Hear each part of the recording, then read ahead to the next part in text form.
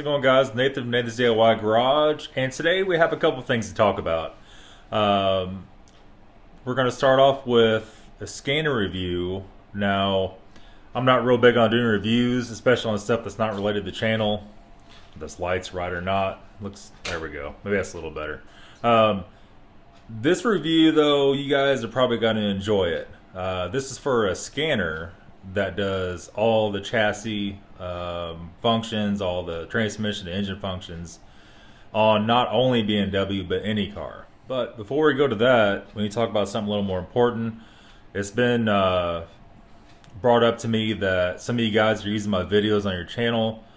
Ordinarily, I wouldn't care. The videos are not monetized that you use. They're monetized on my channel but not on yours.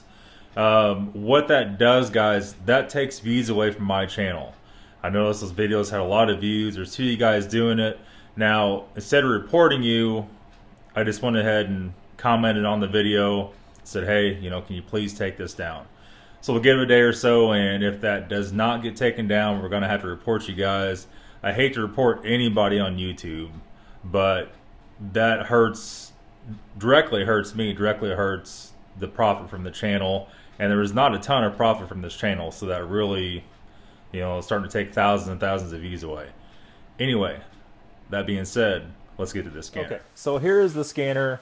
I had a company contact me a while back, a few weeks ago, and they said, hey, we want you to try out our scanner. I said, well, okay, and went for it. And they sent this in the mail. Now, I actually know a little bit about these scanners. This is a Creader. I guess abbreviation for code reader, but it's spelled with a D. Now, my everyday scanner, my BMW scanner, is a Creator with a T, C310. And it is right here. Now, the difference on these, this guy only does BMW and Mini Cooper. And it works pretty good. The first one of these I bought, these are $40. And after a little while, the cord started getting messed up. So I tossed it. And I went and bought this one, of course. I kept using this scanner because this is good for BMW. It does the throttle body reset. The bad part about this scanner, it cannot do TPS, wheel sensors. It cannot do certain things. You can reset a lot of stuff. I noticed on the 2008 and up cars, the BMWs especially, you cannot re-enable different things. Like if your sunroof gets disabled, your power seats gets disabled, it won't do that. So I'm curious to see if this is going to do that. I do not know. That being said, this Creader 9081, this does all cars, not just BMW. And this does everything, just like the BMW scanner. This does ABS, this does SRS, and many, many, many makes and models. And you can see on the back here, we have oil reset, which my other one does. The parking brake EPB reset. Now, my other scanner does not do that. The battery management system, this is the reset, so you can, hopefully this will relearn it to different cars. And what that means is, the battery reset, when you replace the battery in a newer BMW, depends on what model it is, 2006, 2007 and up. There's a couple things. When you replace it, you're supposed to reset the counter. And if you switch to a acid battery versus the factory, I don't remember what the factory was anymore. It was aluminum or dry cell or what it was. But you have to tell the car that it has a different type of battery in it so it could actually relearn it and the alternator will charge a different rate. This says it does all that. My other one would not do that. Steering angle sensor reset, the other one did. The other one did not do this. Diesel particulate filter reset. A lot of diesel guys, I believe that's on the exhaust. It's a catalytic converter type deal. I'm not exactly sure. I'm not a diesel person. We don't really have any diesel BMWs here in the States. Some very, very new stuff, and it's few and far between. Tire pressure monitor system, Tpms. Now, this is what my other one did not do also, and that will let you reset the tire pressure monitor and manipulate that stuff. Throttle matching, that's a CBS reset. That is, my other one did do that. ABS brake bleeding, my other one did not do that. This one does. That's a pretty big deal, because what that means is that actually runs the ABS pump when you're bleeding the brakes. Now, we had problems, I didn't make a video of it, on the Sequoia, as before I was making videos a few years ago. And we replaced the caliper on the Sequoia, and we had a real hard time bleeding it. And what we had to do, we had to break the lines loose on the ABS pump block and pump it up and bleed it like that. This will fix that. So that's pretty damn handy.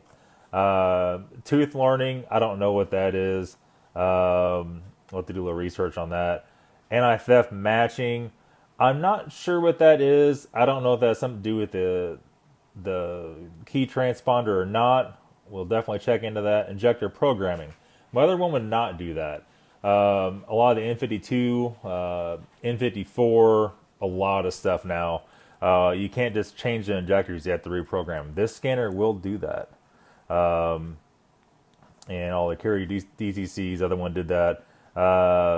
And then you get free updates with it, multi-languages, and you could print to a PC. Another one would do that. So let's go and open this thing up. I have not opened this up yet. This thing, of course, is made in China. Now, let me tell you a little bit about that.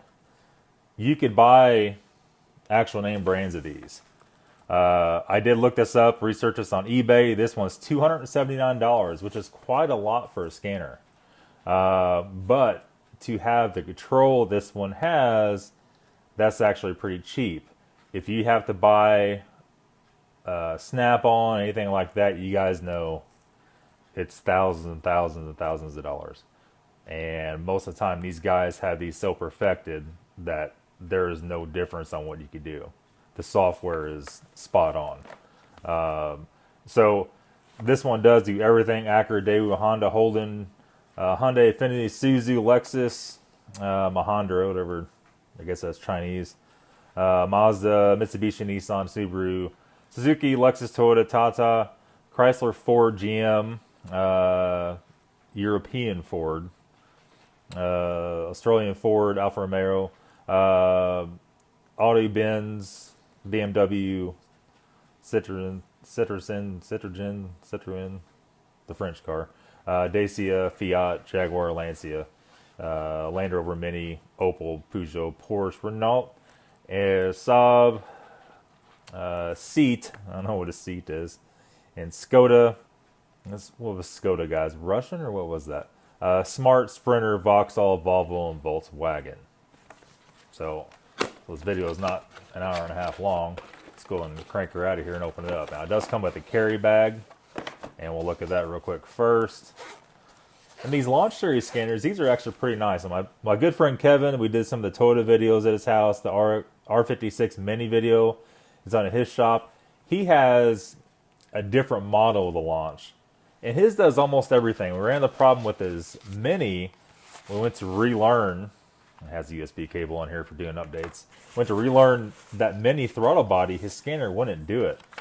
I didn't have mine with me, so maybe we'll try this later on this evening on that R56 Mini Cooper. And it has actually instruction manual. It's in English. That's pretty handy. The other one had one that was not in English.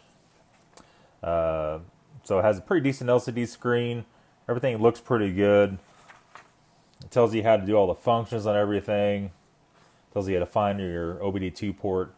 So we'll go ahead and do this. We're going to take this thing out here and plug it in a minute, and we're going to try it out.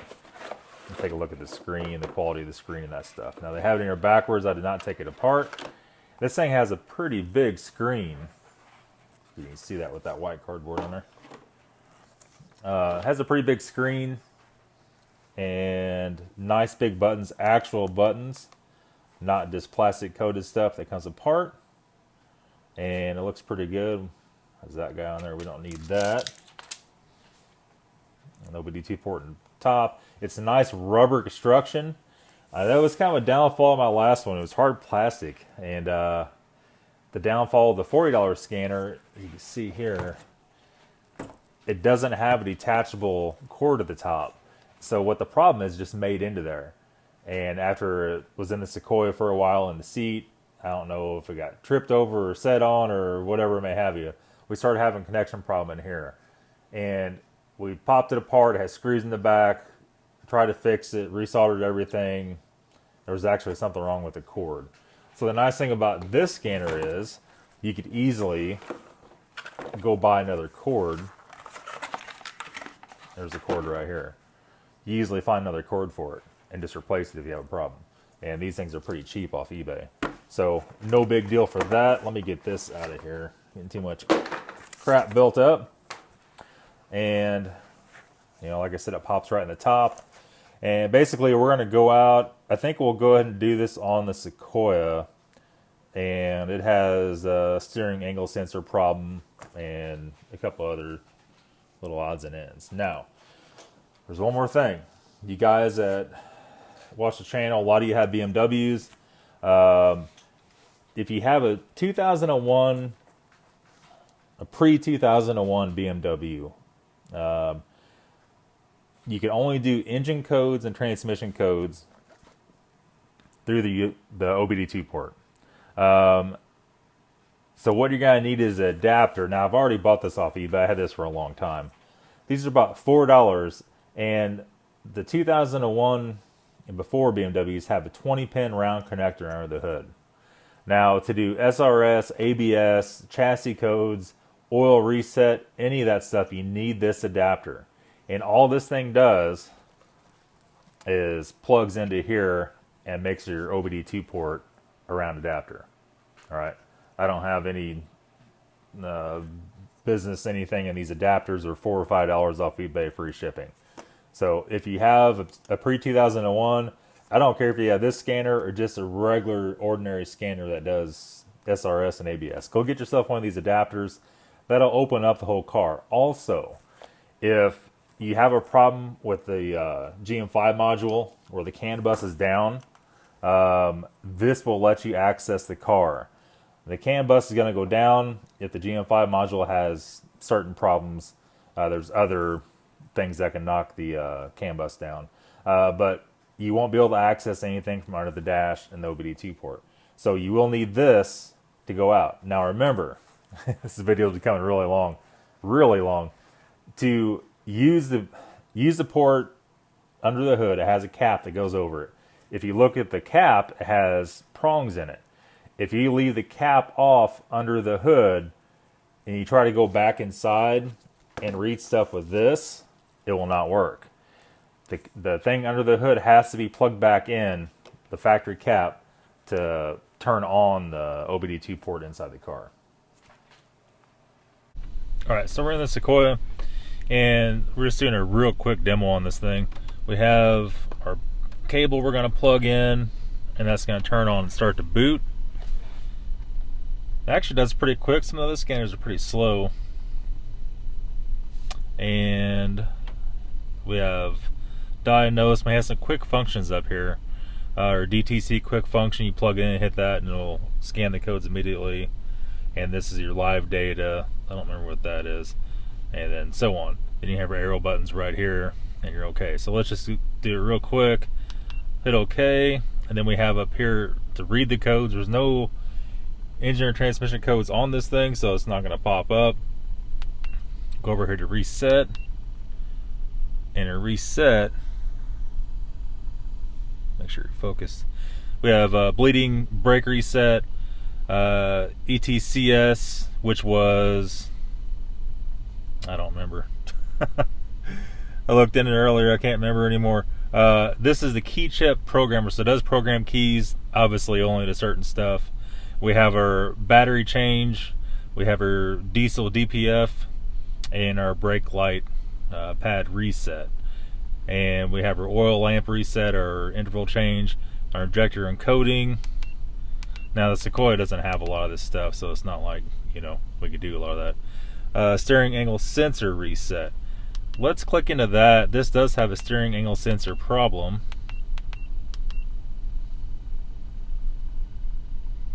Let's just see if it'll read this or not.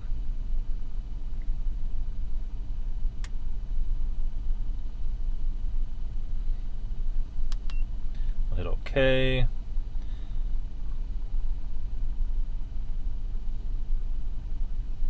A little bit slow on the chassis stuff, but it's not bad. As far as scanning engine codes, it does it pretty quick. And it's asking whether it's Japan or other area. I don't know if it makes any difference. So I don't know if it'll read. If it'll read the Sequoia or not as far as that goes. It looks like maybe or not. So, you know, I don't know. I don't know if that's just the Sequoia deal or what. We have our Tpms. This does not have Tpms.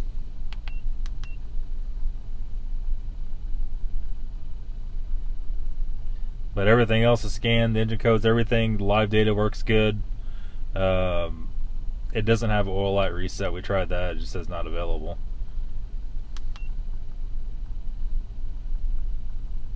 And the only thing I don't see on it, I don't see how to scan the SRS or ABS.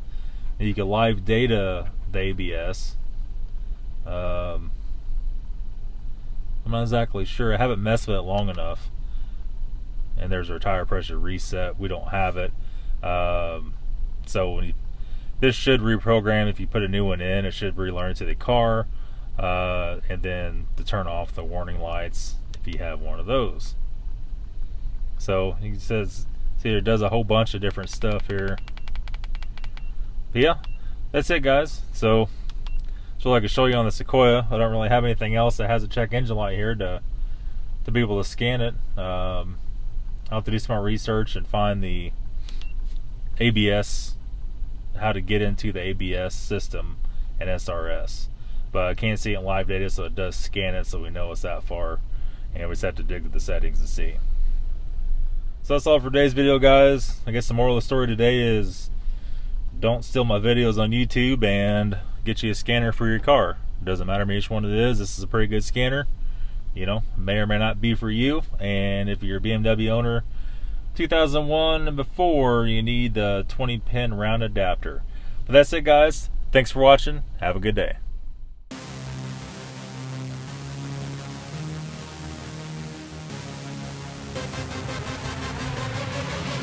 Yeah.